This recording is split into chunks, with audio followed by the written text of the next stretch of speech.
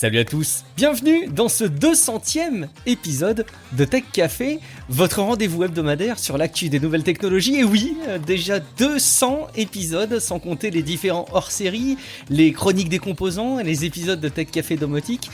Merci 200 fois à vous qui écoutez ce podcast, vous faites de cette passion un véritable rêve.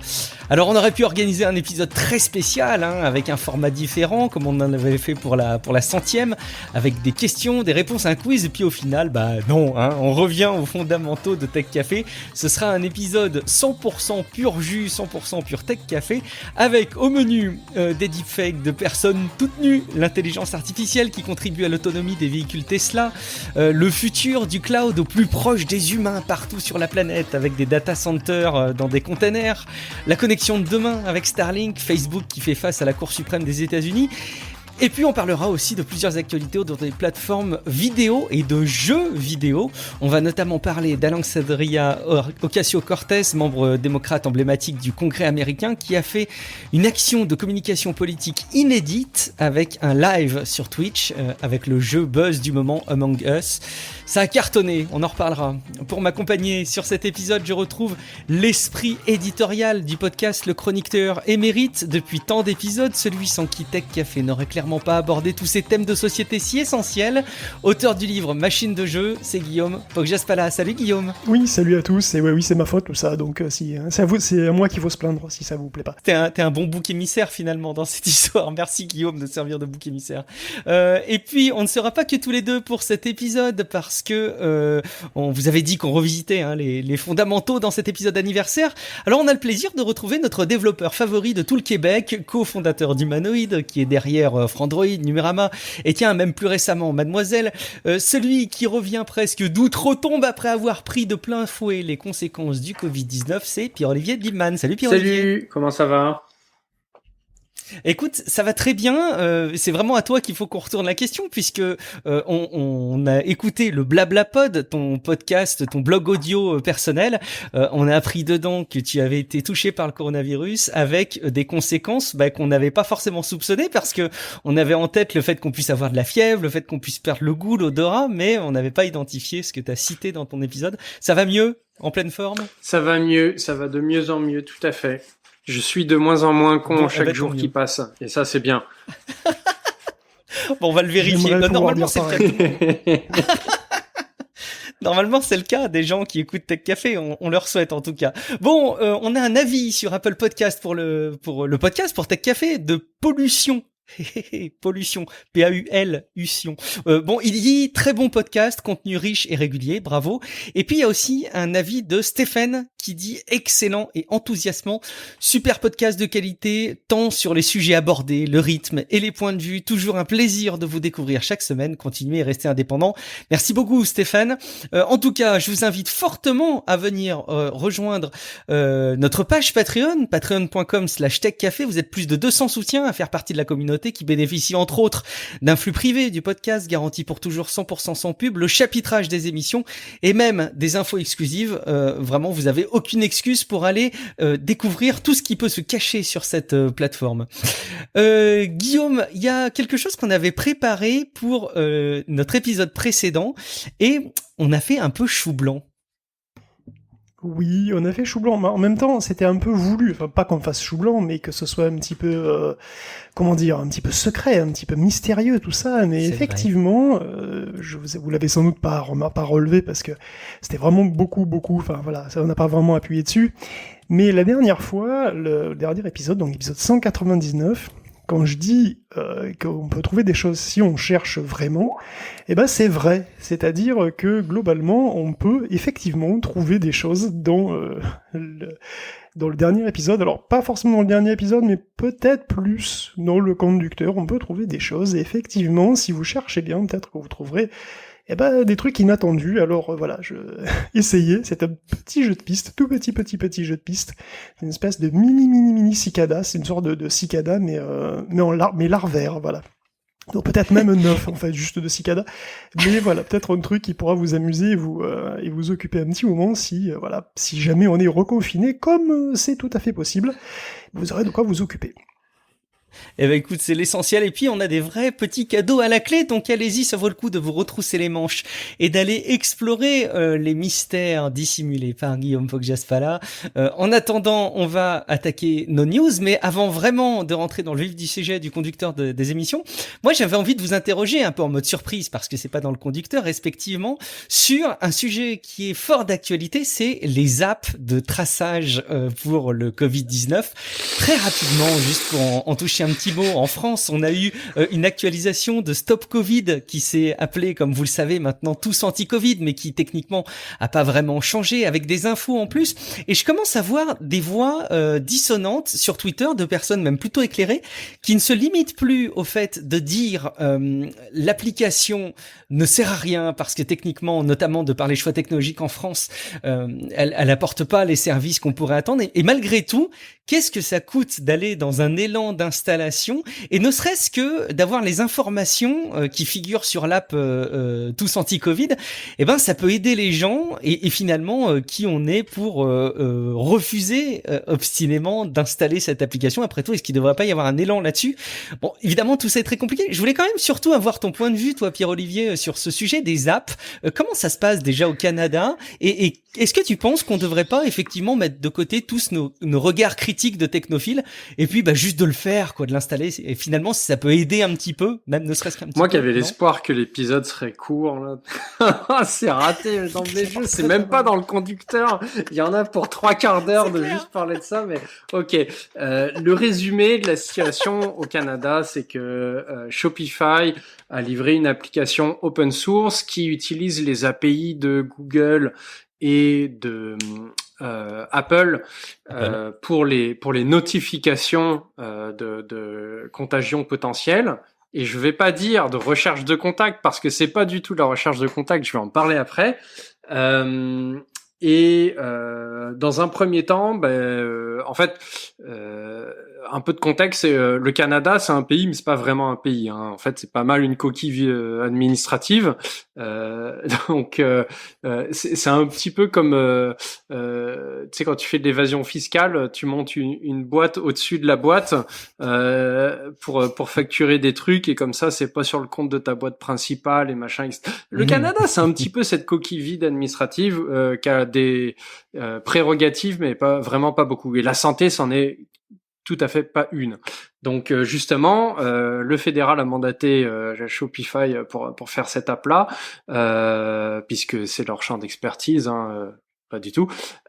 Et comme ils n'ont absolument aucun pouvoir législatif pour en faire l'app officielle, après il fallait que chaque province entérine l'application comme étant l'application officielle, ce qui a mis pas beaucoup de temps, quoi, 6 mois. C'est pas encore fini, hein.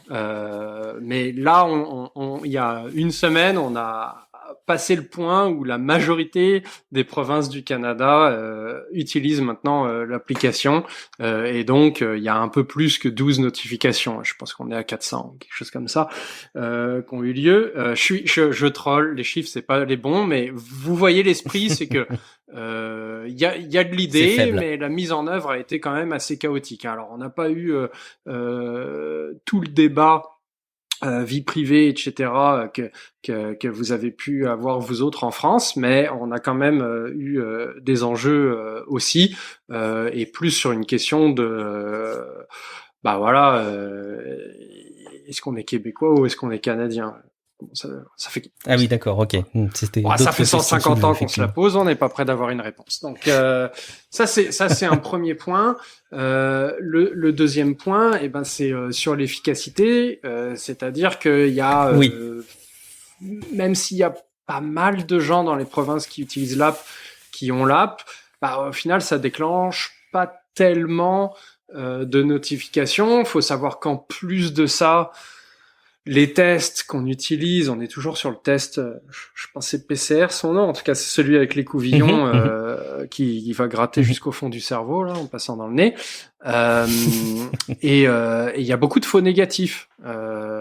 et ça se dose. Tout le monde a pas tous les pays ont pas les mêmes niveaux de faux négatifs, mais parce qu'en gros c'est le nombre de cycles dans lequel on passe l'échantillon, si j'ai bien compris. Je suis pas expert, alors corrigez-moi là si je me trompe, si ça fait pas de sens ce que je dis, mais essentiellement, on fait un arbitrage entre combien de faux positifs on est prêt à accepter versus combien de faux négatifs on est prêt à accepter. Dans un contexte de santé publique, on veut un maximum de vrais positifs, on veut très peu de faux positifs, parce que par exemple, quand on chope un positif dans la famille, on confine toute la famille. C'est pas grave si les autres tests sont négatifs. Donc les faux négatifs sont moins grave, en tout cas au début de la pandémie, pour un critère de santé publique. Sauf que maintenant, c'est de plus en plus utilisé pour des diagnostics. Alors dans ce cas-là, les faux négatifs, c'est un problème. Bref, je ferme cette petite parenthèse, mais voilà, le bilan, c'est qu'il n'y a pas tant de notifications que ça, c'est pas encore très efficace, et est-ce que ça a le potentiel de l'être? Je suis pas sûr, parce que je crois que, et pourtant on est un pays très moderne, il y a juste même pas assez d'utilisateurs de smartphones en fait pour que ça fonctionne correctement.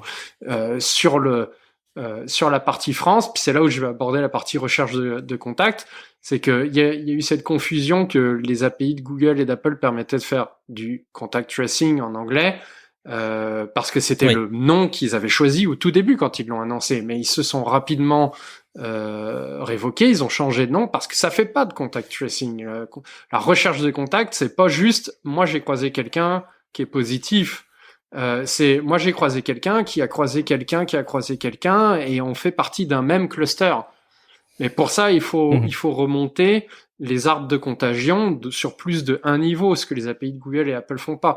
Et ce que fait le protocole allemand que l'application française utilise, mais que l'Allemagne n'utilise pas parce que si c'était simple, ça serait. C'est compliqué.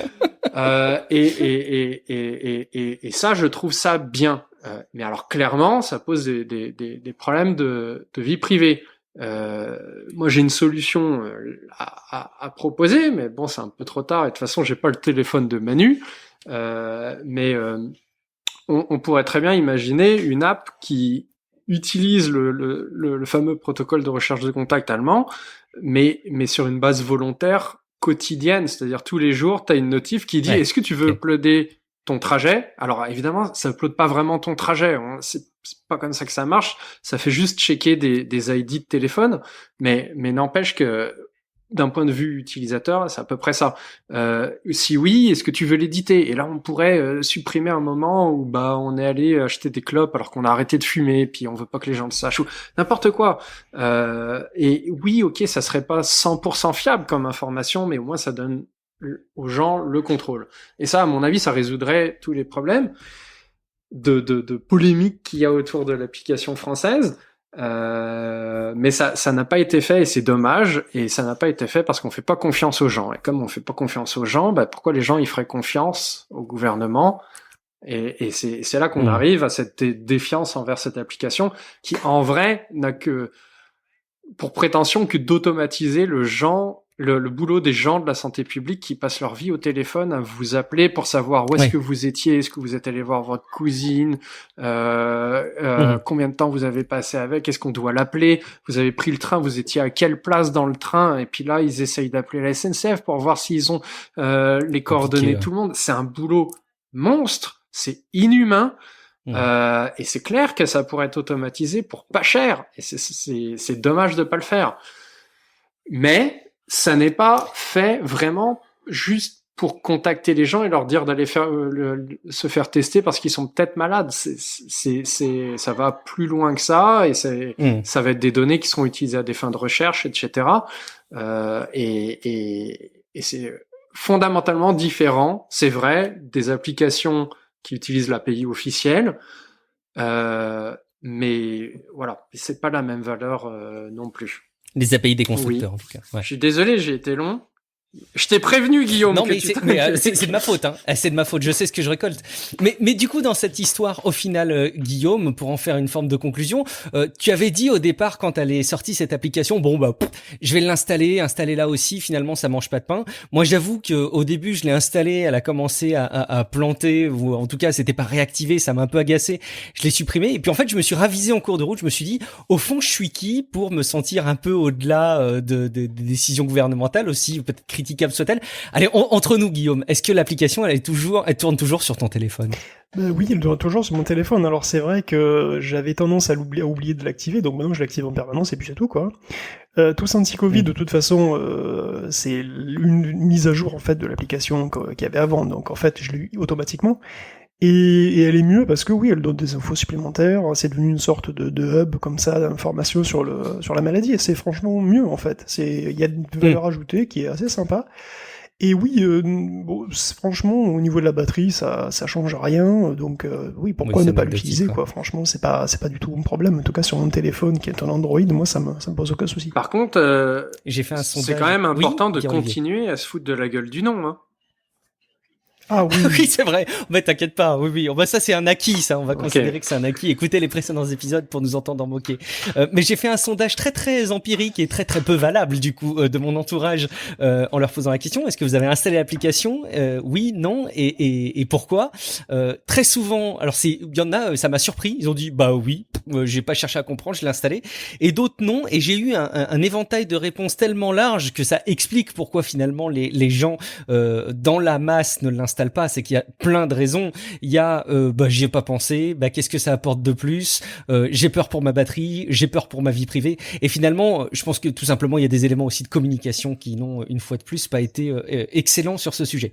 Mais on va pas s'attarder plus, on en a déjà largement beaucoup trop fait sur ce sujet, et sans autre forme de procès, on va passer donc au cœur des news qui étaient prévues pour cet épisode, à commencer par, alors vraiment un retour aux fondamentaux, les deep news sur Telegram. On est dans le 100% pur jus, Guillaume. Oui, mais enfin, c'est important aussi de parler de cette appli, hein. C'est vrai que, voilà, pourquoi tant de haine contre tous anti-Covid, mis à part le nom, encore une fois. C'est vrai. Oui, c'est vrai. Donc c'était bien de revenir dessus. Après, c'est vrai que, oui, on a aussi d'autres news, et des news dont on a parlé, puisque, le futur, c'est déjà maintenant, pour plein de raisons. Alors, vous vous souvenez des deep nudes? C'est une espèce de deepfake, mais, utilisé sur des photos, donc ça permet de déshabiller les gens, mais en particulier les femmes, puisque l'algorithme a été entraîné sur des filles.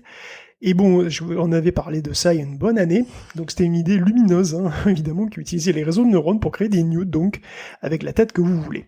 Donc j'avais testé la version de démo et j'en étais sorti déçu de la qualité de l'ensemble. Franchement. Non, mais sans même parler de l'aspect éthique du truc, franchement, c'était vraiment pas terrible. Et devant le tollé dans la presse, évidemment, le créateur de l'app avait tout retiré, sauf qu'après ça, on le sait pas, mais en douce, en réalité, il aurait vendu la licence du logiciel, qui depuis a été recréé et transformé en un bot Telegram. Donc c'est un bot auquel tu envoies une photo de fille, qui te renvoie son nude en version complète, si tu payes, bien entendu. Le channel Telegram a plus de 100 000 membres, donc les 2/3 en Europe de l'Est, ce qui veut dire que plus de 100 000 photos de femmes ont été envoyées, probablement, et que 30% seulement sont des célébrités. Ce qui veut dire que plus de 100 000 femmes ont des faux nudes qui se baladent sans même qu'elles le sachent. La plupart du temps, sans doute, et 70 000 madame tout le monde, en réalité. Il suffit d'une photo normale, bien sûr. Une photo habillée, comme on peut en trouver à l'appel sur les réseaux sociaux. Donc, même pas besoin de prendre une photo en douce, c'est Facebook est ton ami. Et donc, ça veut dire que, ta voisine, ta boulangère, mais aussi ta femme, ta sœur, ta fille, peuvent se retrouver en news sur Telegram. Et ça, ça va pas du tout, évidemment. Donc, il y a une enquête qui est en cours de l'autorité de protection des données italienne. C'est sûr que ça va pas en rester là. Et évidemment, il s'agit pas de vrais nus. C'est-à-dire, ce sont pas des vrais corps. Aucun algorithme ne voit sous les vêtements. Il place juste des dessins et un nombril approximativement aux bons endroits, on va dire. Mais c'est tout. Et d'ailleurs, j'aurais pensé que l'aspect totalement générique et artificiel de ces images, on limite juste l'intérêt automatiquement, et apparemment j'avais super tort. Reste que c'est une maigre consolation, imagine qu'une photo circule, t'as beau clamer que c'est un faux, il faut déjà qu'on te croie, et puis de toute façon le mal est fait. Et alors, je rappelle que tout ça est complètement illégal, le droit à l'image suffit, pour les particuliers comme pour les célébrités, la liberté d'expression permet des entorses au droit à l'image, c'est vrai, mais uniquement pour la caricature, la captation en espace public ou le droit à l'information. Et même dans ces cas-là, pas question de porter atteinte à la dignité humaine, ce qui est le cas ici, ou de le faire dans un but commercial, ce qui est aussi le cas ici. Donc voilà, on vous déconseille de jouer avec ce truc, c'est immoral, c'est illégal, hein. La propriétaire de la photo peut poursuivre, elle aurait raison de le faire et elle aurait gain de cause. Je trouve que le sujet des deepfakes qu'on a abordé très régulièrement dans les derniers épisodes de Tech Café, Guillaume, est très emblématique de ce changement d'air dans lequel on assiste, et ça bouleverse complètement des idées qu'on pouvait avoir assez établies sur ce qu'on a le droit et pas le droit de faire. C'est évidemment très intéressant, très inquiétant, parce qu'on se rend compte que la société s'adapte pas assez vite. Pierre-Olivier, c'est quoi ton regard sur les deepfakes de manière générale et peut-être plus spécifiquement sur les deep nudes? Est-ce que tu as testé? J'ai pas testé. En fait, depuis tantôt, je réfléchissais à une façon élégante de faire une blague sur les 100 000 membres, mais ça vient pas. Donc je vais m'abstenir. Est-ce que c'était pas une façon élégante de l'amener quand même? Si, ça vient pas. Parfait. Bon, sans plaisanterie,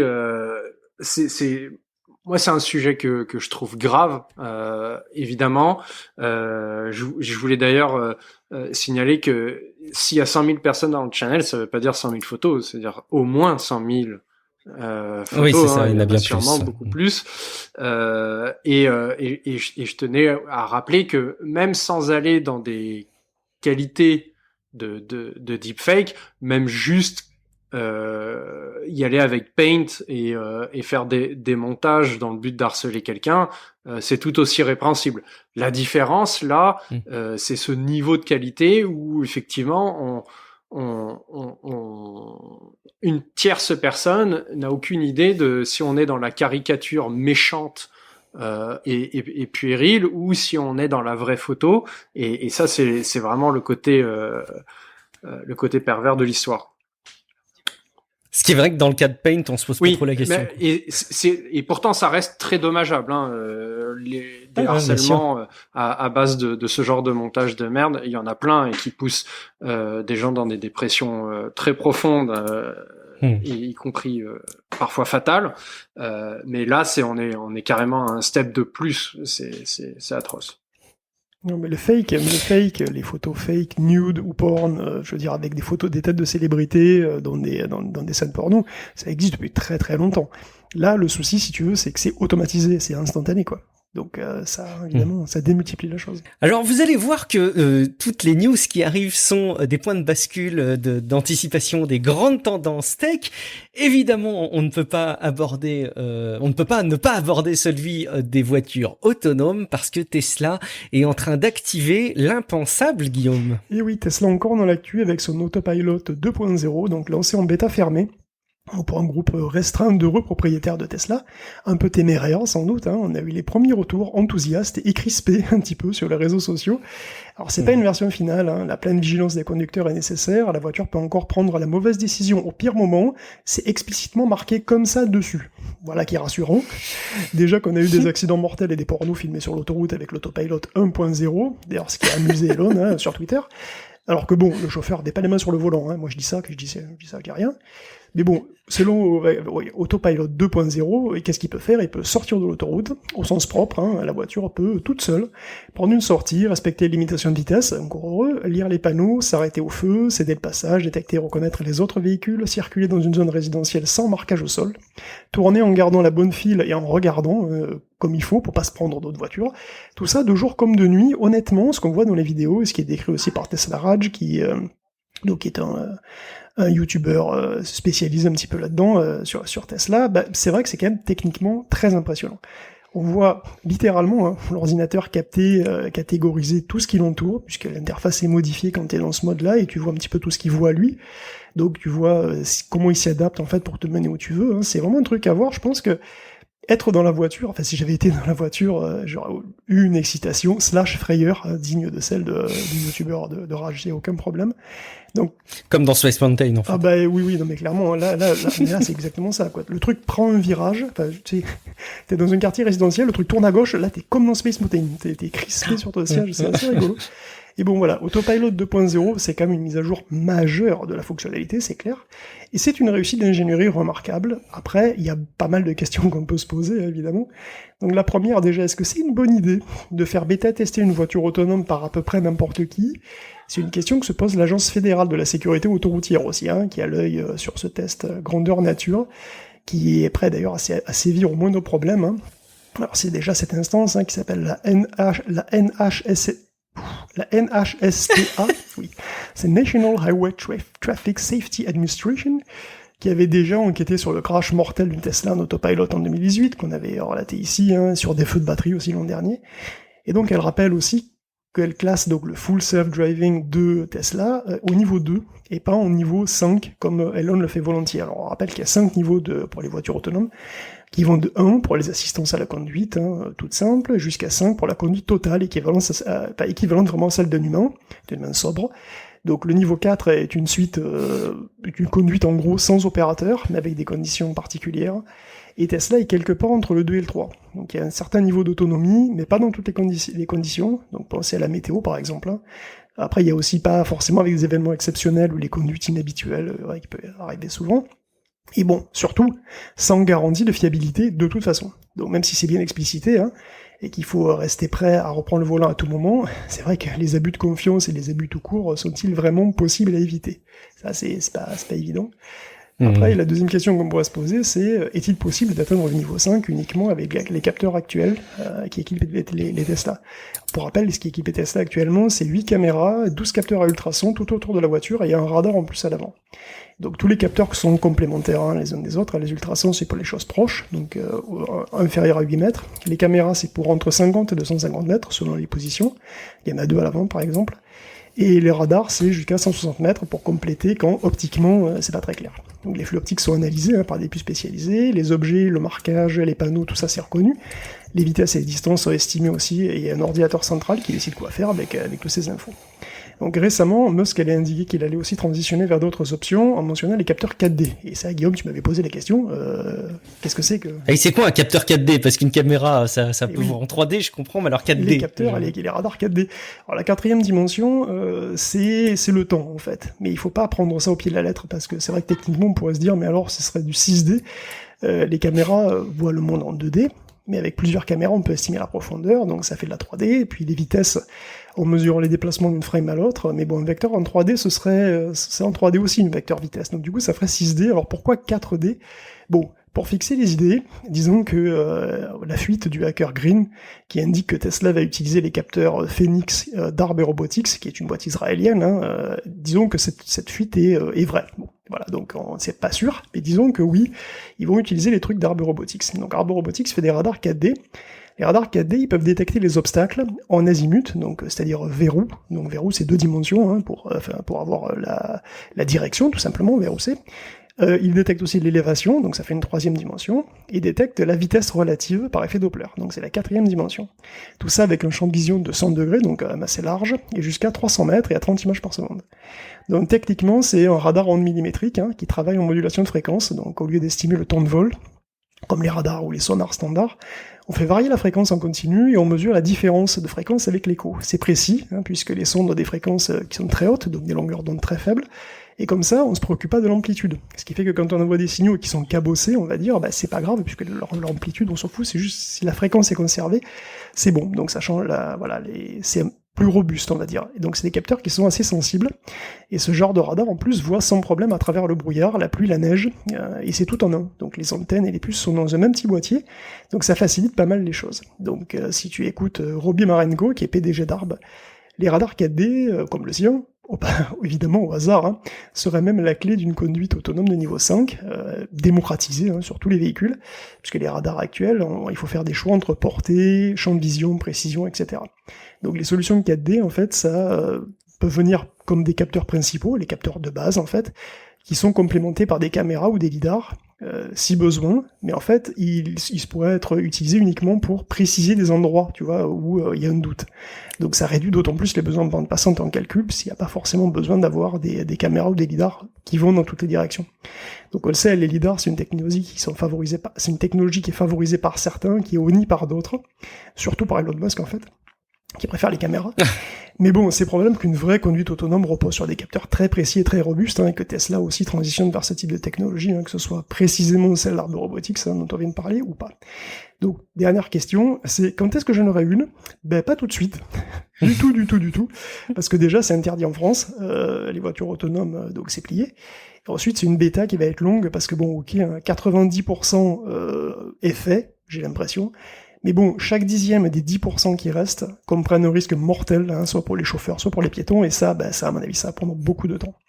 Et en plus, j'ai pas de sous.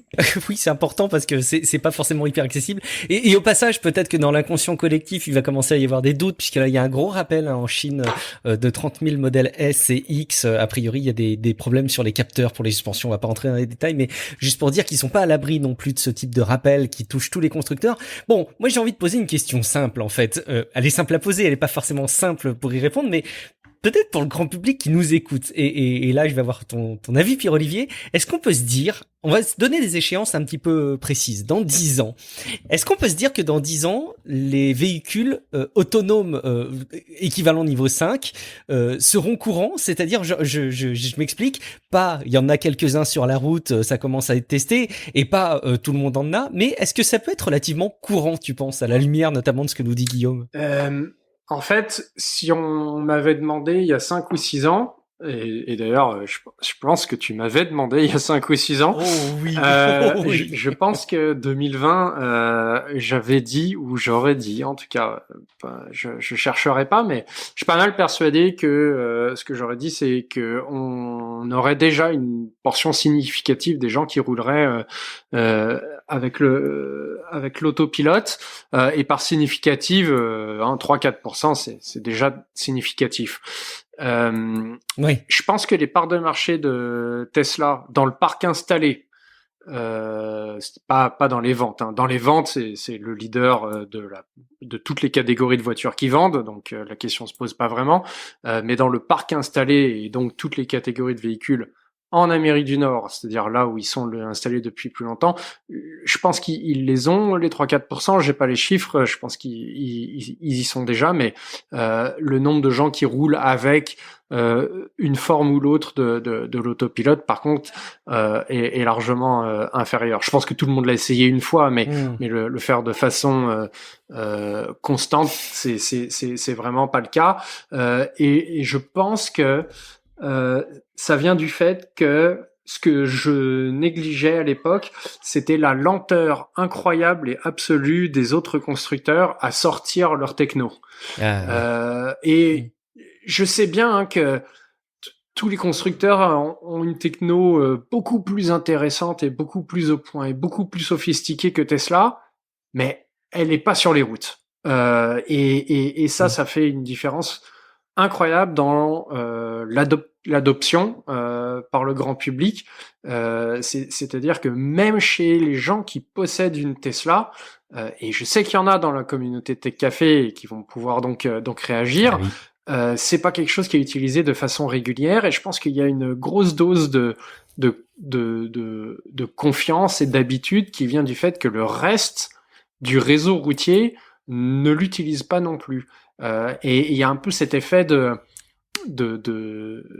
boule de neige, hein. Une fois qu'on atteint une proportion des utilisateurs de la route qui l'utilisent, je pense que ça ne pourra que s'accélérer.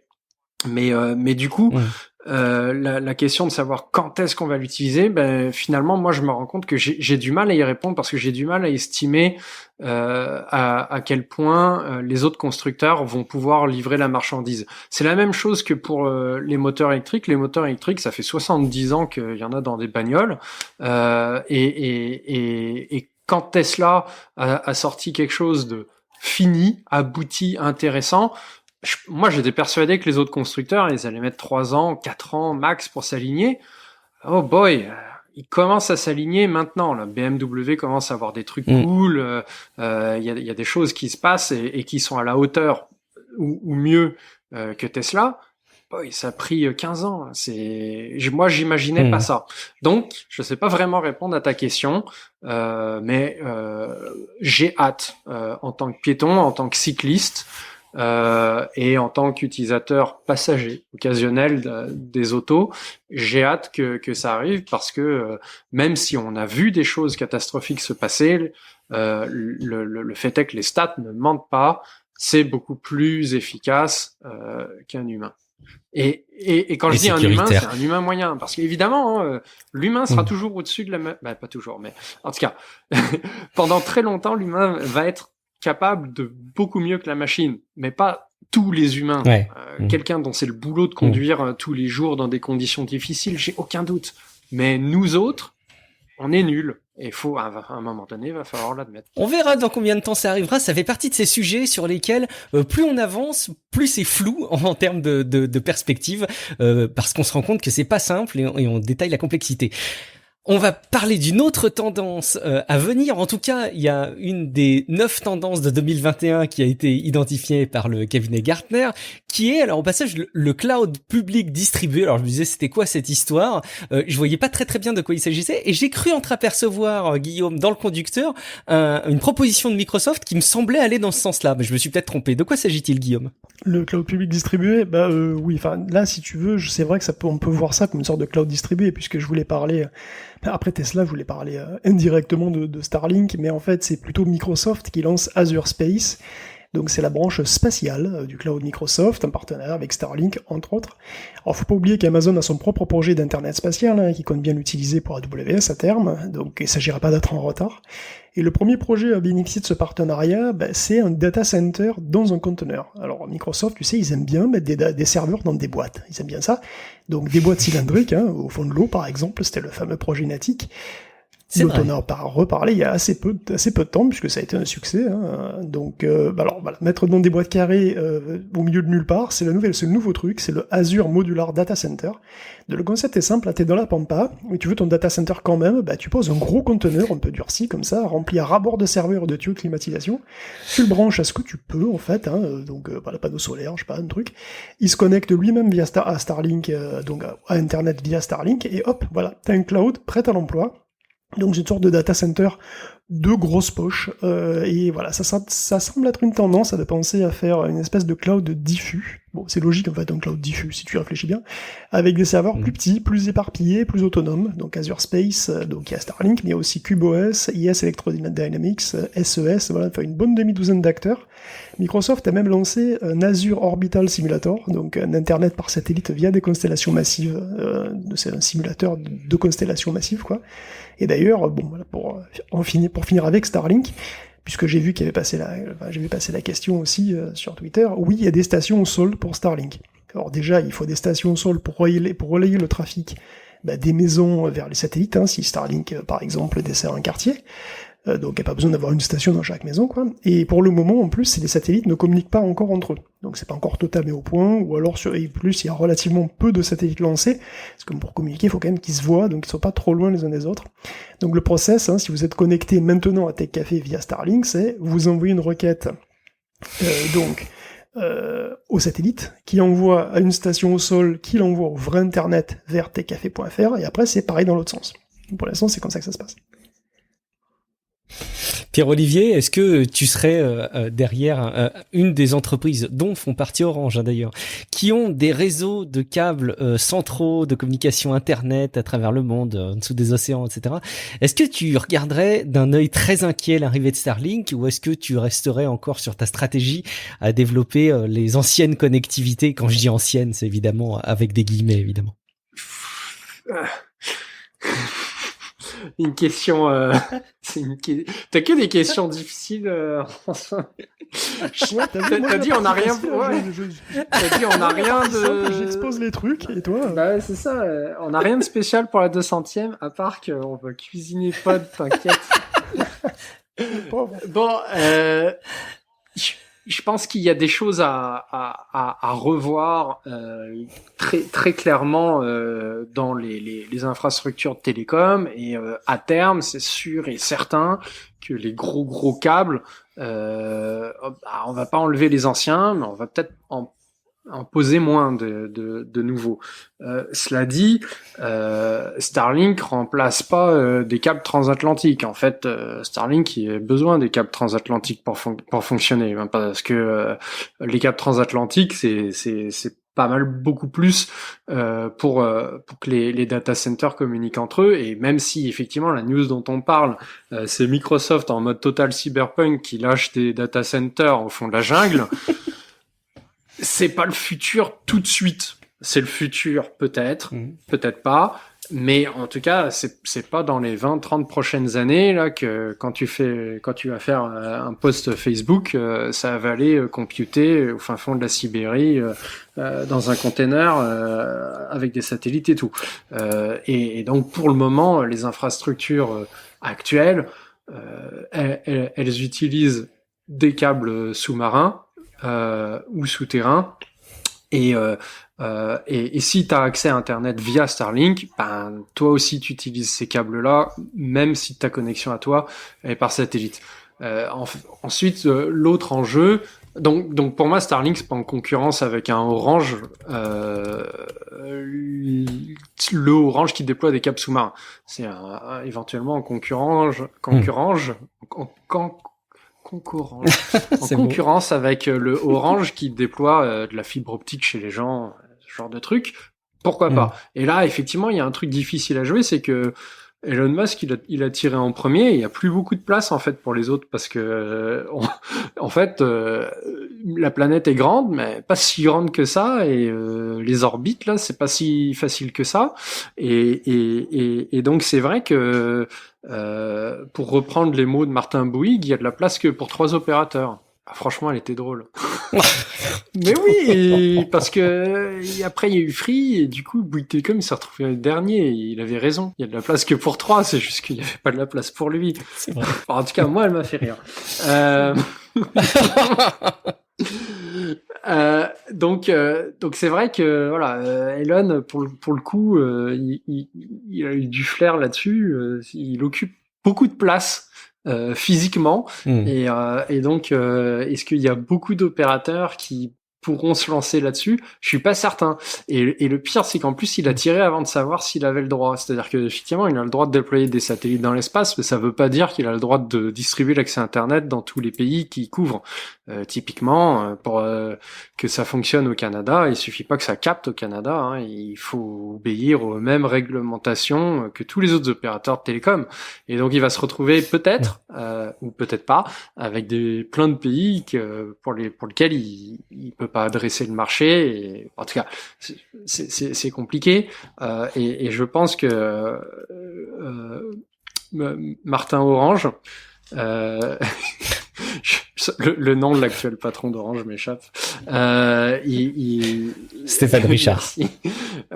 Donc Stéphanou, il sait pas trop sur quel pied danser non plus, mais bon, je pense qu'il a quand même de longues années avant de devoir faire un move.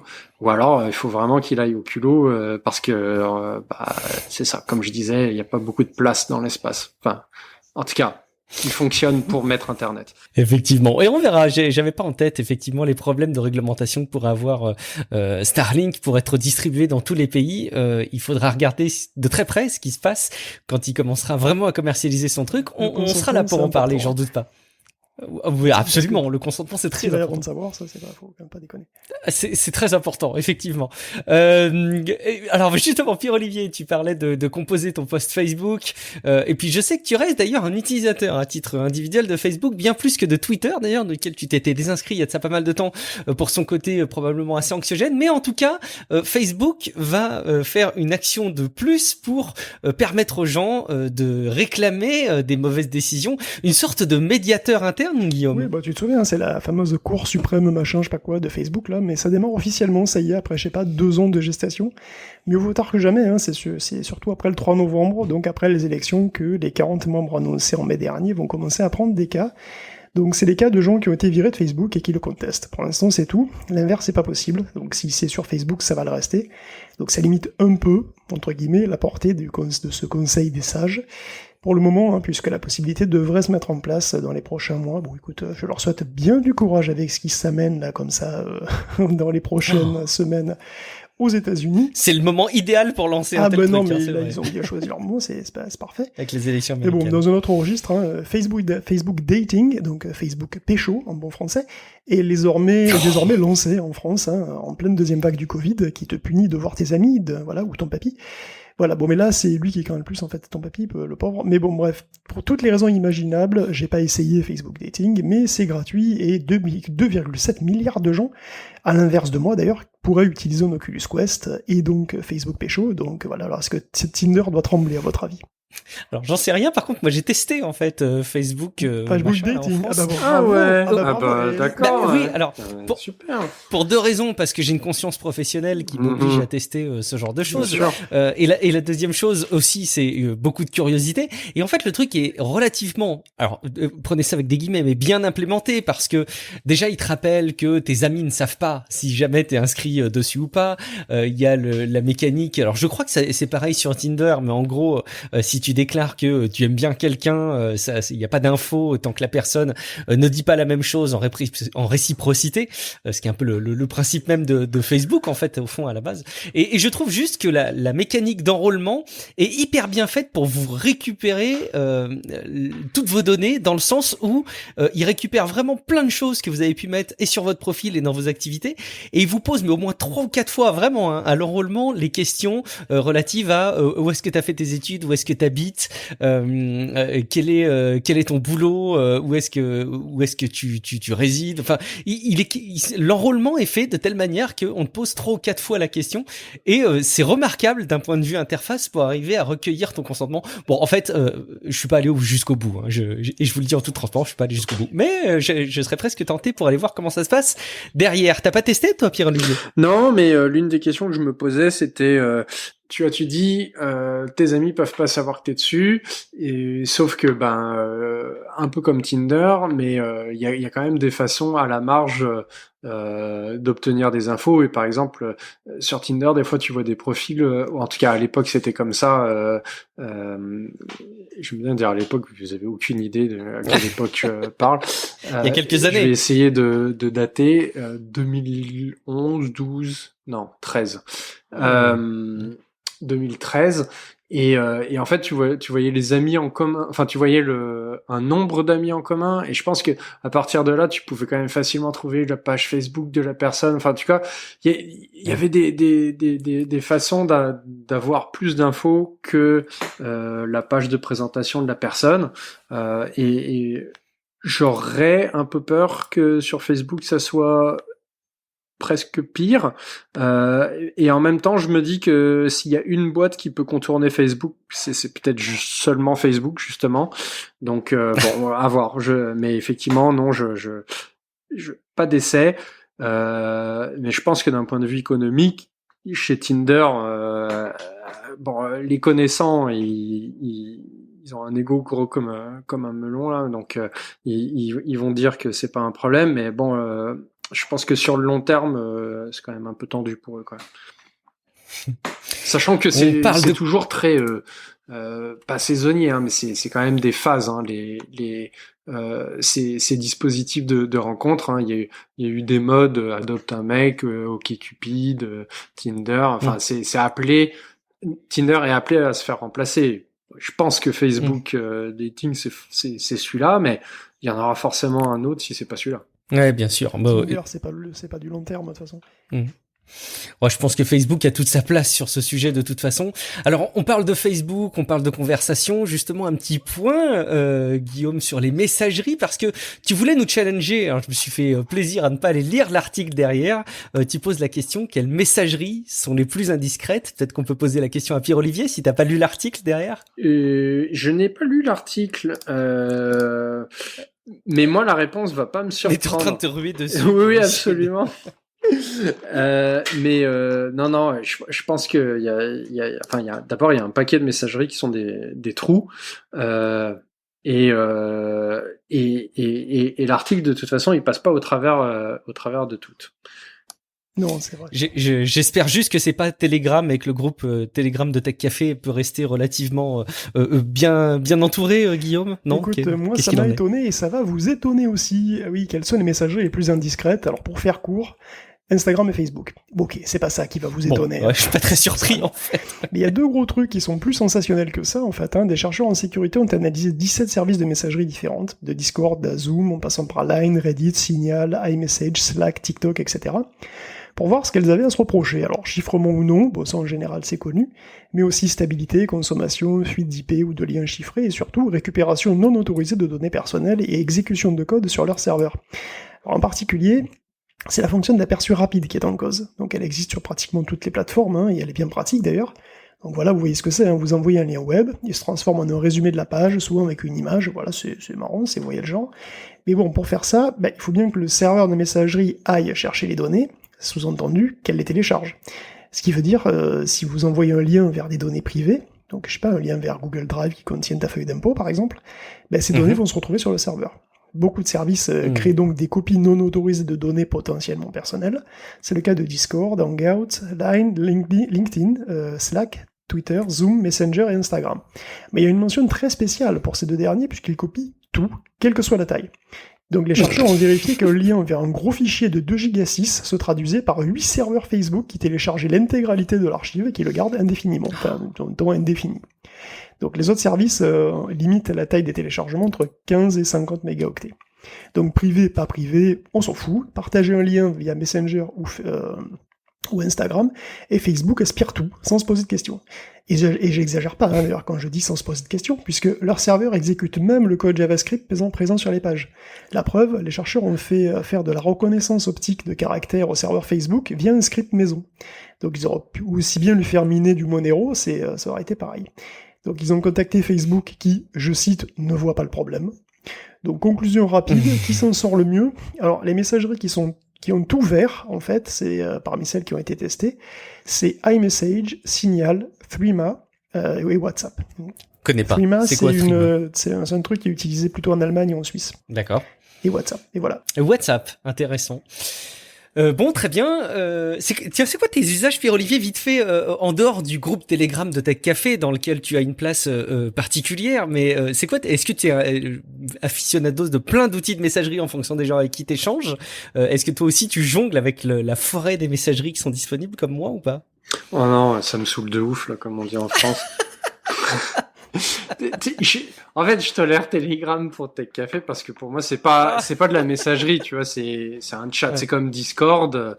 Voilà, c'est un usage particulier. Je me sers pas de Telegram pour contacter mes proches d'ailleurs. Et en fait, d'une façon générale, si j'ai une personne à contacter, je vais lui envoyer un SMS en fait. Je sais pas, je comprends pas. Je suis comme tout le monde, j'ai un forfait où les SMS sont illimités dans la moitié des pays du monde. Donc j'ai pas très bien compris l'enjeu, mais bon, c'est juste l'âge probablement. Vous en faites pas, je le sais que je suis un vieux con. Mais et à part ça, j'utilise Messenger aussi parce que tout le monde est là. Ouais. Mais je pense que tu mets aussi le doigt sur un truc. Je pense que les SMS, la nature même des SMS, sont les premiers responsables de l'essor de toutes ces messageries. Honnêtement, les SMS permettraient des trucs, mais vraiment de base, tout simplement de dire, comme le sont évidemment les versions évoluées qu'on attend encore sur nos smartphones, mais de pouvoir dire, je peux échanger dans un même groupe à plus d'une personne par SMS, et que tout le monde voit la réponse, ce serait génial. Moi aujourd'hui, ma mère, quand elle envoie un SMS tous les lundis matins à ses 3 enfants, quand on répond, les frères voient pas. Alors bon, c'est un avantage pour certains, c'est un peu bizarre qu'on puisse pas le faire. Et j'arrive à me demander si la nature même un peu figée technologiquement du SMS n'a pas été le meilleur fer de lance de ces services de messagerie alternative. Sauf que la réalité, c'est que depuis que la 3G est déployée, on utilise le format MMS et que le format MMS te permet parfaitement d'envoyer des messages à un groupe de personnes. Donc c'est les applications qui sont pas mises à jour sur les smartphones. Mais tes applications, normalement, elles gèrent ça parfaitement. En tout cas, moi, j'ai une conversation avec mon ancien proprio et sa conjointe, enfin, donc mes anciens proprios d'ailleurs, et ma conjointe à moi. Donc on est 4 et c'est des SMS, ça roule sans problème. Mais C'est peut-être l'iPhone qui est... Ah bah ça, alors peut-être après, iOS. bon, me lancez pas là-dessus non plus. T'attendais que je te tende la perche. Bon, allez, je te laisse pas plus loin la perche. Je sens que ça va se retourner bien trop contre moi. Un petit mot sur les bitcoins, sur les crypto-monnaies, pardon, Guillaume. Bah ouais, c'est quand même historique, hein, je pense. Hein. PayPal et Venmo se mettent aux crypto-monnaies. Donc je l'ai dit plein de fois, hein, moi je suis pas trop un fan du Bitcoin, hein, je trouve ça hyper énergivore et pas très élégant. Mais bon, ça perdure tout de même, hein, le Bitcoin est autour de 10 000 euros, et ça va sans doute même un peu monter peut-être après cette annonce, puisqu'elle ne concerne pas que le Bitcoin, remarque, hein, comme tu disais, elle concerne aussi Ethereum, Bitcoin Cash et Litecoin. Donc est-ce que c'est le début d'une véritable démocratisation, d'un véritable usage hein, même des crypto-monnaies, puisque jusqu'à présent, peu de gens s'en servent, encore moins pour acheter vraiment des trucs. Mais ça pourrait changer. Il y a des problèmes de régulation qui sont en suspens. D'ailleurs, pour le moment, PayPal n'autorise pas de transfert d'autres bourses, des bourses au coin, là, à tous les coins, sur PayPal. Vous devez acheter directement sur PayPal.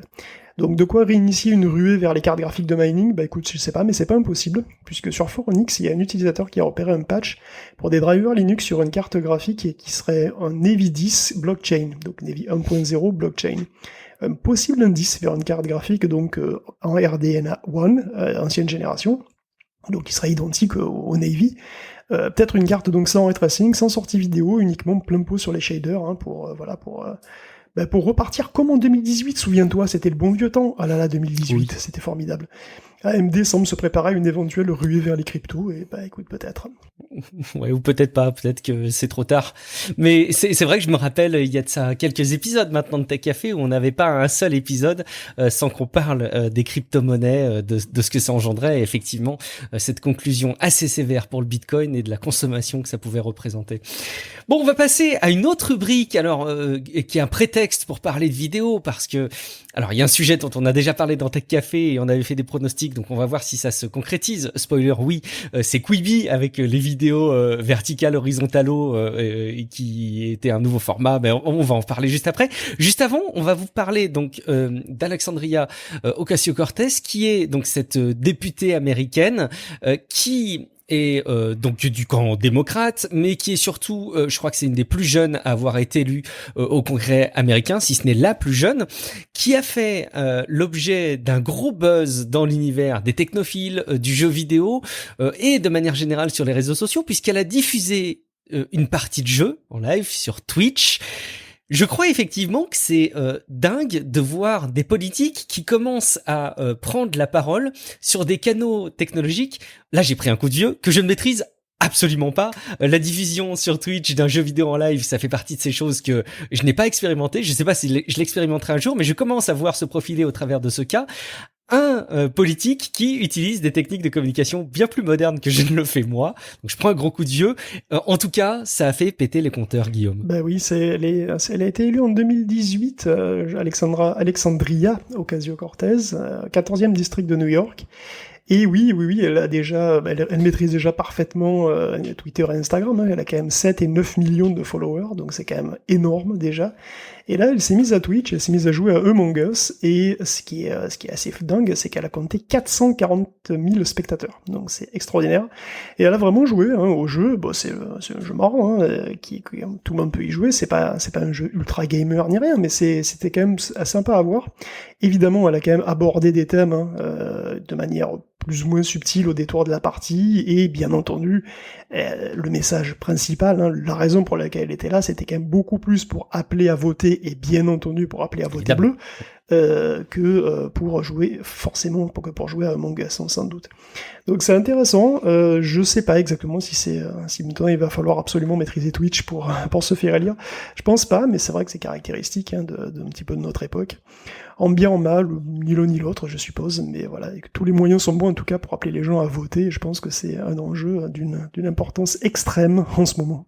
J'ai pas l'impression que ce sera forcément le cas avec nos politiques en France pour les prochaines élections, en tout cas. Je sais pas si ce sera plus le cas, j'ai pas l'impression au Canada, Pierre-Olivier, mais est-ce que comme moi, tu prends un peu un coup de vieux quand tu commences à voir que des politiques aussi jeunes et aussi dans le vent soient-ils, commencent à utiliser des techniques de communication numérique qu'on n'utilise pas. Sauf erreur, tu streames rien sur Twitch, Pierre-Olivier? Non, je streame rien parce que j'ai pas assez le temps de jouer. Mais c'est pas, c'est peut-être quelque chose que je ferais si j'avais plus de temps. Tu sais que Donald Trump est sur Twitch, hein, donc ça veut pas dire l'âge, ça veut rien dire. Hein. Ouais. Il est sur Twitch, c'est pas exactement pareil qu'AOC qui est sur Twitch quand même. Hein. Je dois dire que quand son live, en fait moi j'avais pas vu d'annonce ou quoi, donc c'est un collègue qui a partagé le lien et quand en fait déjà juste le titre du live, il y avait marqué featuring Pokémon, puis j'étais comme je comprends pas, Pokémon elle est canadienne, pourquoi elle serait dans un débat politique? Parce que dans ma tête c'était évident que même si c'était sur Twitch ça allait être un contenu un débat politique. Oui, c'est ça. Politique, et là, quand j'ai cliqué, j'étais genre, ah non, c'est normal qu'il y ait Pokémon. Elles sont en train de gamer, pour vrai. Et c'est vrai que j'ai mis du temps à accepter que c'était du vrai contenu Twitch traditionnel. Et sur un jeu, alors c'est vrai, hein, c'est pas du hardcore gamer, machin, etc. Mais c'est le jeu à la mode en ce moment. Hein, donc c'est pas non plus pas sorti de des mineurs. C'est vraiment le truc sur lequel tous les jeunes sont en train de jouer. Donc j'ai trouvé ça très cool.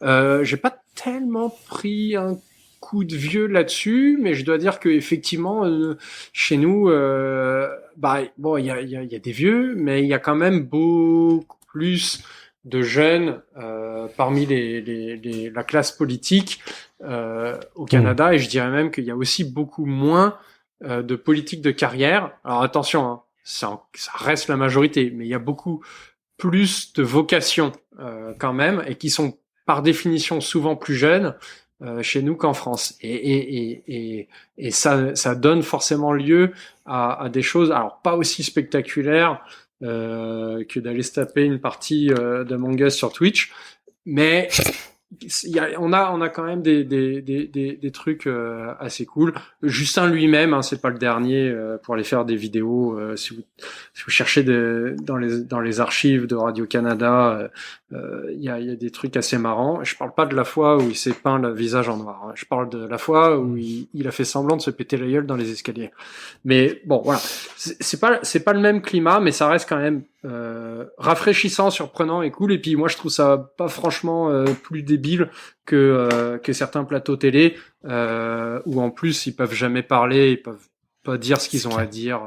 Je sens à quel point dans mon esprit le streaming de jeux vidéo m'alerte sur mon vieillissement qui s'accélère. Mais bon, ça va les cheveux, c'est comme ça commence à être blanc, non? Aïe, si tu savais. Bon, on va revenir donc sur cette prédiction. Guillaume, on avait dit que Quibi, ça durerait pas longtemps. Alors justement, un petit point d'étape, où est-ce qu'on en est? On en avait déjà fait des points d'étape, mais on va en faire un autre. Quibi, c'est court, ça aura été court dans tous les sens du terme, hein, faut bien avouer.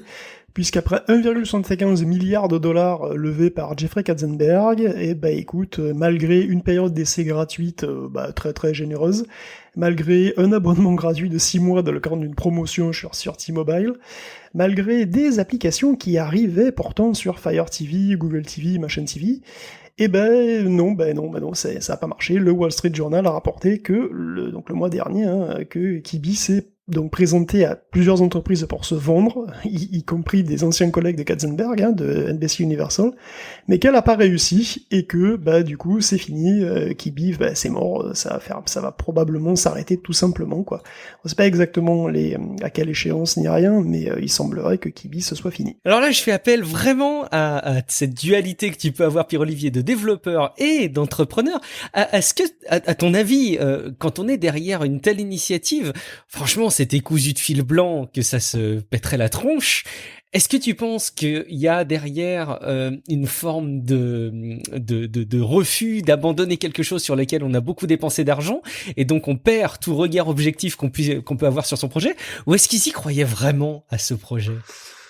Je pense qu'ils y croyaient vraiment. En fait, quand tu montes ta boîte, t'es obligé de te mentir. Mais c'est sûrement comme en politique. À un moment donné, même si tu sais que tes chances sont minces, il faut que tu te fasses ton propre lavage de cerveau pour y croire au maximum, parce que sinon, tes chances sont pas minces, elles deviennent nulles tout d'un coup.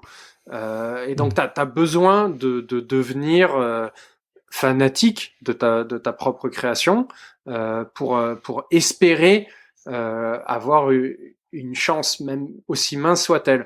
Alors c'est sûr que au fond de toi, tu sais, en tout cas, je pense que la plupart des gens savent quelles sont leurs chances, hein, entre microscopiques, minuscules, petites, minces.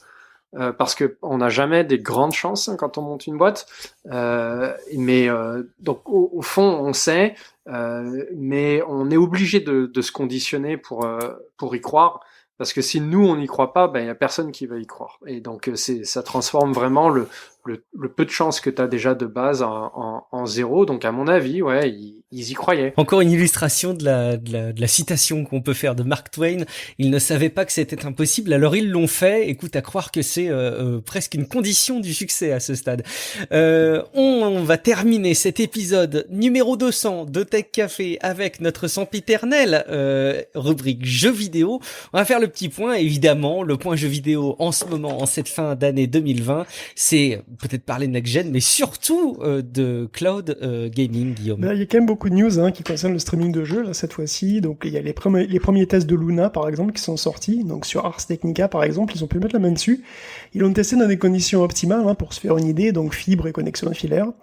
Et bon, premièrement, c'est plutôt beau, les images sont fines et les détails sont bien préservés, mais en contrepartie, lorsque la connexion se dégrade, au lieu de pixeliser la vidéo, tu sais, l'algorithme d'Amazon préfère sauter des frames, en fait, sauter des images. Donc ça se traduit par des micro-saccades occasionnelles, ce qui perso me fait un petit peu peur. Bon, écoute, le lag est faible, à peine au-dessus de GeForce Now, qui est autour de 0,05 secondes. Bon, alors, à voir dans le futur. Deuxièmement, malgré les serveurs équipés en Turing, il n'y a pas de ray tracing, donc contrôle ni Metro Exodus, en tout cas pour le moment. Alors sinon, les applis sont bien faites, la proposition semble tenir la route, surtout qu'il s'agit quand même vraiment, encore une fois, du tout début du service. Donc voilà, le système de chaîne est judicieux. En tout cas, plus que celui de Stadia, parce que finalement, Stadia, tout arrive, découvre le concept de démo, et oui, ça y est. Pac-Man Tunnel Battle, Phoenix Rising et Humankind vont pouvoir être testés gratuitement avant achat, ce qui peut aider quand même. Seulement, les démos ne sont disponibles que... Alors, on va dire qu'il n'y en a que 3, et en plus, elles sont disponibles qu'un temps limité. Ça, c'est quand même hallucinant. Je suis halluciné de la lenteur et de la timidité avec laquelle Stadia réagit face à ses concurrents sur un secteur qui devient ultra tendu, où il est clairement en difficulté. Cette semaine encore, il y a un nouveau concurrent qui est arrivé, Facebook. Facebook Gaming s'ouvre au cloud, donc le modèle pour le moment c'est un petit peu différent puisque c'est des jeux free-to-play qui pourront être streamés gratuitement. Encore heureux, évidemment. Alors Facebook commence doucement et bizarrement même, puisqu'ils streament des jeux qui n'ont pas besoin d'être streamés, puisque ce sont des jeux free-to-play qui sont très peu exigeants, et on se retrouve dans une situation qui est complètement absurde, et la plus absurde possible, où Facebook permet de streamer des jeux de solitaire, de golf. Les jeux les plus exigeants qu'on a, dans les 5 premiers, là, c'est Asphalt 9 et Dirt Bike, qui tournent sur la plupart des téléphones du marché, en réalité. Donc c'est complètement débile, pour l'instant. Évidemment, c'est un galop d'essai pour Facebook, d'autres jeux vont suivre. Surtout, maintenant qu'ils sont main dans la main avec Microsoft sur le gaming, puisque Facebook Gaming a repris Mixer, déjà, et ils envisagent d'intégrer xCloud à Facebook et Instagram.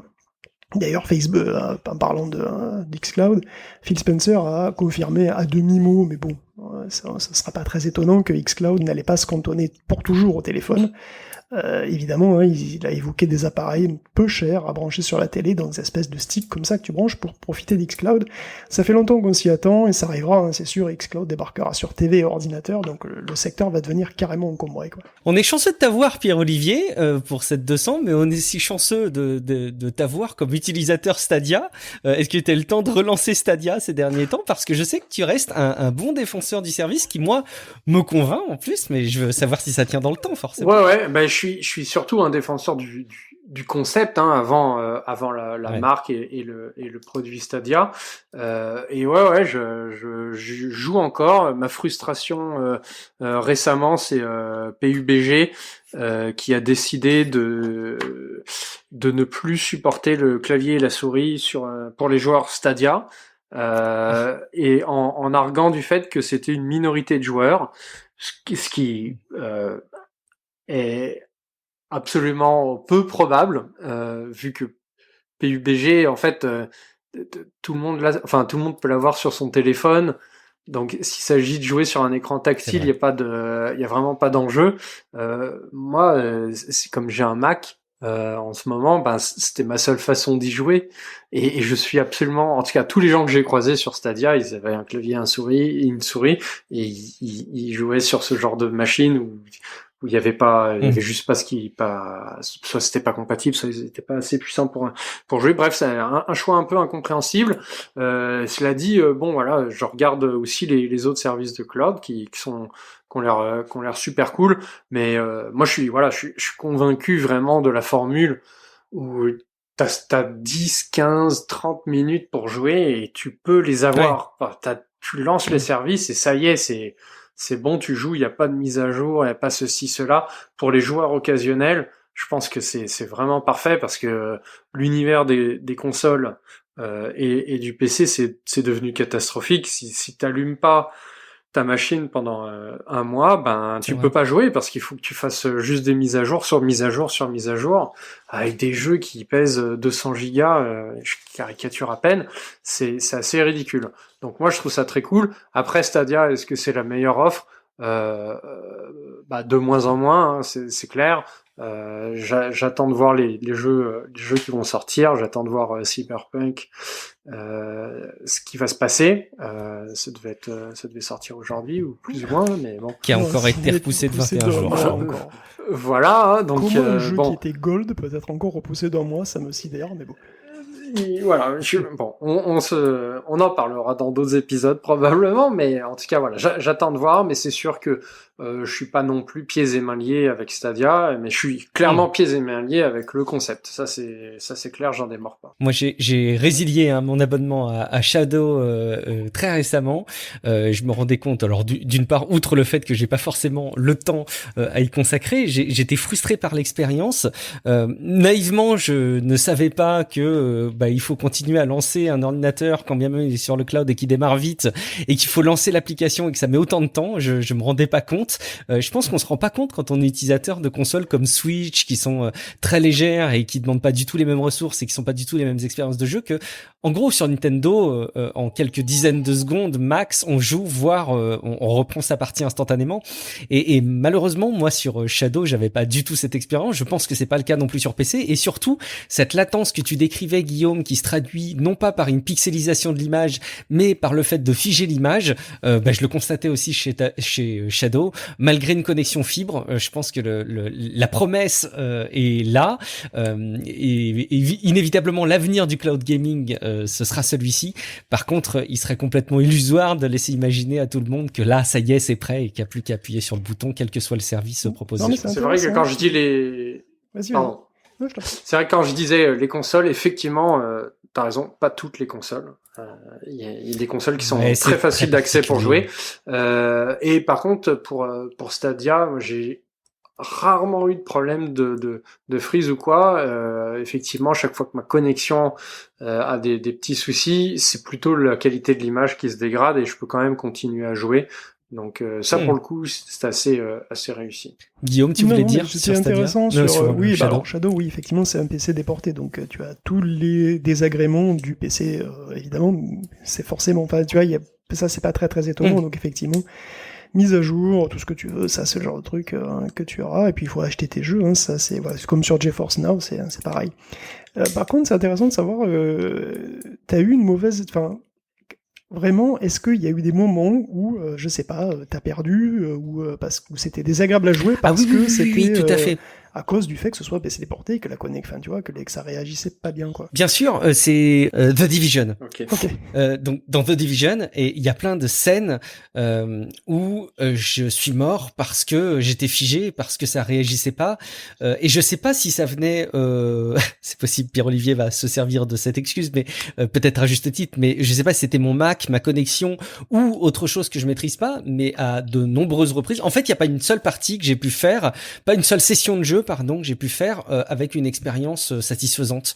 J'ai toujours eu au moins à un moment le fait que ça bloquait, et ça mélangé au fait qu'il faut attendre pour lancer le jeu une durée qui me paraissait trop longue par rapport à moi, mon temps disponible, ça m'a frustré quoi. Donc j'avais pas investi de jeu, j'avais exploité notamment The Division parce que c'était quelque chose qui est disponible gratuitement, mais voilà, j'ai résilié Shadow. Et au passage, il y a des personnes qui ont la même expérience que moi, sauf que ils ont souscrit à l'année. Et il y a des gros soucis avec Shadow qui refuse de résilier un abonnement qui a été souscrit à l'année pour des utilisateurs qui ont des problèmes, qui ont exactement des ressentis comme le mien. Je peux comprendre, hein, quand tu signes un contrat pour un an, tu t'engages d'une certaine manière. Maintenant, effectivement, l'expérience Shadow, elle est encore un petit peu en deçà des promesses qui sont données. Mais c'est intéressant parce que tu vois, là, il y a une explosion totale du cloud gaming. Hein, ça y est, c'est le début, ça bourgeonne de partout, tout le monde y croit, tout ça. Mais en réalité, ce sera vraiment très intéressant de voir en vrai, pour monsieur tout le monde, quand vraiment tout le monde va s'y essayer, qui sera le meilleur, qui sera suffisamment bon. Est-ce que ça sera suffisamment bon, qui va mourir à cause de ça? Parce que bon, voilà, ça va, le marché va se nettoyer de lui-même, quoi, hein, et on verra à quel point finalement c'est prêt, enfin à quel point la technologie actuelle, le réseau actuel est prêt pour encaisser du cloud gaming, et où et qui, et tu vois, ça sera intéressant de voir un petit peu comment ça va se passer en vrai là. Pour l'instant, tout le monde est tout fou, mais c'est vraiment que le début, hein, ça va évoluer. Et puis il y a un éventail de problèmes qui peuvent arriver, qui sont pas encore bien identifiés. Je pense qu'il n'y a pas encore suffisamment d'utilisateurs pour que suffisamment de problèmes soient identifiés. Encore une fois, moi j'ai une connexion fibre, hein, j'ai un MacBook Pro d'il y a quelques années maintenant, mais je pense pas que ce soit la pire des machines. Et le fait que je sois bloqué sur une expérience de jeu par rapport à ça, ça me paraît dingue. Mais bon. On a fait le tour de tous les sujets qu'on avait prévu d'aborder. Il y en avait d'autres en magasin, mais je pense que Guillaume aura le soin de pouvoir en redistiller quelques-uns dans de futurs épisodes de Tech Café. C'est une raison de plus pour vous abonner au podcast, pour écouter le prochain épisode qui aura lieu dans une semaine. En attendant, on va faire le tour de table pour rappeler aux uns et aux autres où est-ce qu'on peut vous retrouver sur Internet, à commencer par toi, Pierre-Olivier. Où est-ce qu'on peut te retrouver? Pas sur Twitch? Non, c'est pas vrai. Sur Telegram. Sur Telegram, merci Pierre-Olivier de ta présence dans le groupe Telegram de Tech Café, et on peut t'écouter aussi dans le Blablapod. Alors tu as le record d'absence dans un podcast, je pense, 1 an et demi, si je dis pas de bêtises, d'absence depuis ton dernier épisode, mais il y a eu plein de retours très positifs sur l'écoute de ton dernier épisode, donc ça ne peut que t'encourager, j'espère, à continuer à nous parler dans tes déplacements au Québec. Merci beaucoup de ta présence, Pierre-Olivier, pour cet épisode. Guillaume, où est-ce qu'on peut te retrouver si on veut réagir sur les propos que tu as tenus dans cet épisode qui sont peut-être inadmissibles, enfin? Oui, c'est peut-être inadmissible. Mais je m'en fous. Sinon, vous pouvez essayer de me retrouver si vous cherchez bien en regardant les mystères qu'il y a peut-être dans la page du numéro 199, allez savoir. Allez, regardez, il faut chercher, il faut fouiller, vous verrez, il y a quelque chose à la clé. Pour ma part, c'est Guillaume Vendée, vous me retrouvez sur guillaumevendée.fr. Merci beaucoup pour votre fidélité, épisode après épisode. On se donne rendez-vous dans une semaine pour un prochain épisode de Tech Café. Ciao à toutes et à tous. Ciao à tous.